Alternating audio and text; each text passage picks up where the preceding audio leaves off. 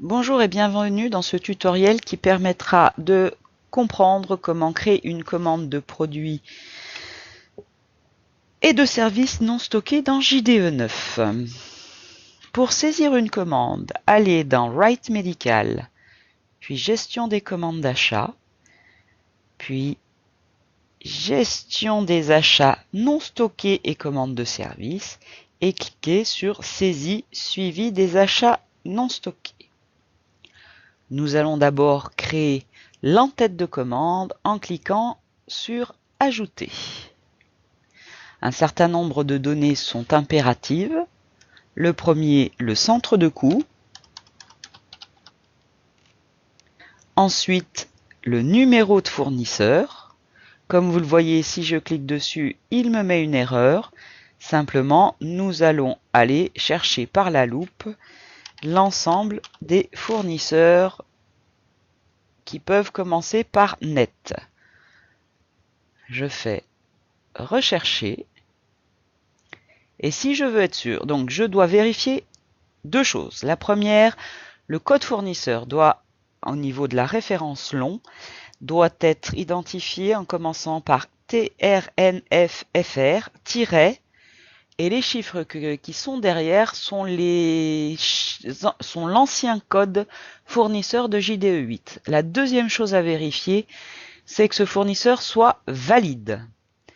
Si je veux plus de renseignements sur son adresse, en ayant choisi, il y a plusieurs fournisseurs, je veux être sûr de la bonne adresse. Je clique sur Afficher l'adresse et je fais Rechercher. Je vois ainsi que le fournisseur est bien celui que je cherche. Il est à Rumilly et il commence bien par TRNFR plus la validité de ce fournisseur. Ayant validé ce choix, je le sélectionne. Autre élément indispensable, la date demandée. Dernier point impératif, le destinataire. Donc, dans la procédure, vous trouverez les destinataires les plus courants. Pour ma part, je vais faire livrer à Montbono 4, donc 287 153. Vous pouvez modifier les conditions de paiement. Le standard chez nous est le 60 jours net, qui correspond à F15.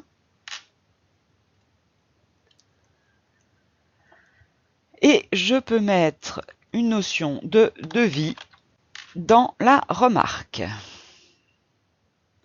L'entête de commande est créée. Je vais donc cliquer sur OK.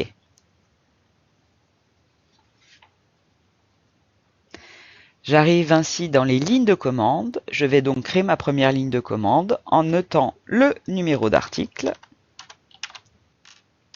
la quantité commandée. Il est possible de saisir des décimales dans cette version, le coût unitaire.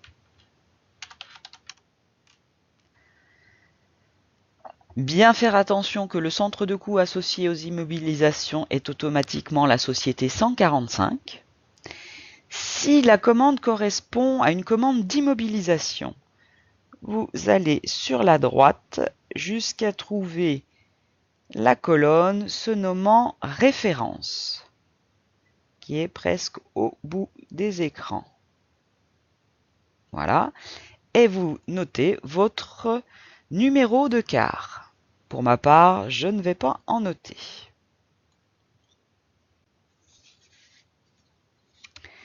Il faut ensuite, en allant un peu sur la droite, noter le type de sous-livre, type SL, qui est toujours A. Puis, renseigner le plan d'action. S'il n'y a pas de plan d'action défini, c'est les fameux 6 x 8, enfin 8, 8, 8, 8, 8 à noter dans ce sous-livre. Dans le cas d'un plan d'action, notez le numéro du plan d'action. Vous avez toujours le moyen d'aller sur la loupe pour rechercher toutes vos informations. Lorsqu'il n'y a pas de plan d'action, vous pouvez également laisser le champ libre. Lorsque votre ligne est finie, cliquez sur le pavé numérique de votre clavier avec la flèche descendante pour atteindre la deuxième ligne et recommencer le processus pour autant de lignes que vous avez besoin d'acheter.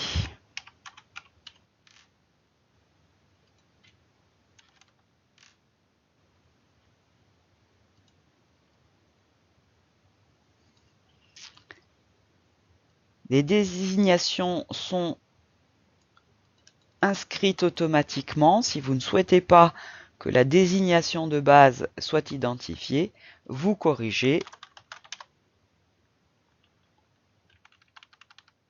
votre désignation.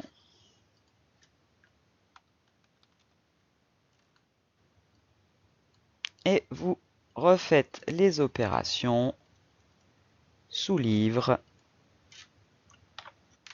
plan d'action. Je vais le laisser vide pour cette fois-là. Et éventuellement, tout à droite, le numéro de quart. Vous finissez par flèche descendante.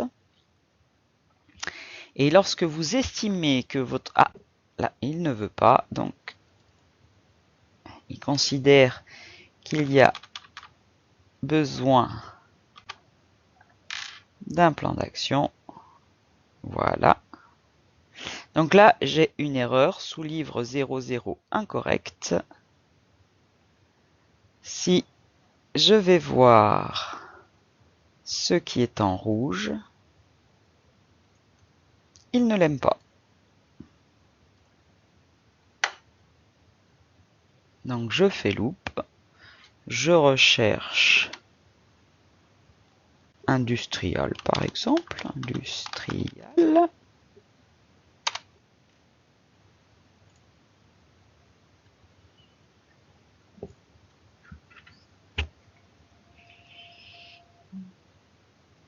Je cherche tous les enregistrements. Et là, j'ai tout ce que je veux.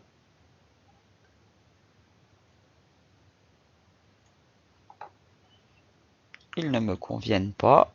Je corrige donc, je ferme la recherche et je note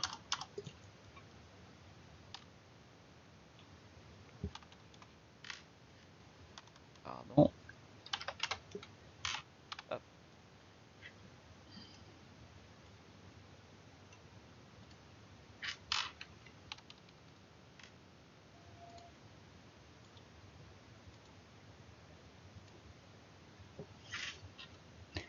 Eh oui, je me suis trompé, je n'ai pas mis le plan d'action. Voilà, l'erreur est corrigée. La commande est finie, je n'ai pas de ligne à rajouter, je clique donc sur OK. Vous avez alors le numéro de commande qui apparaît, 22 144 25, à bien noter, puisque c'est le seul endroit, hormis en faisant des recherches et des extractions de données, où vous aurez le numéro de commande. Cliquez sur OK. Non.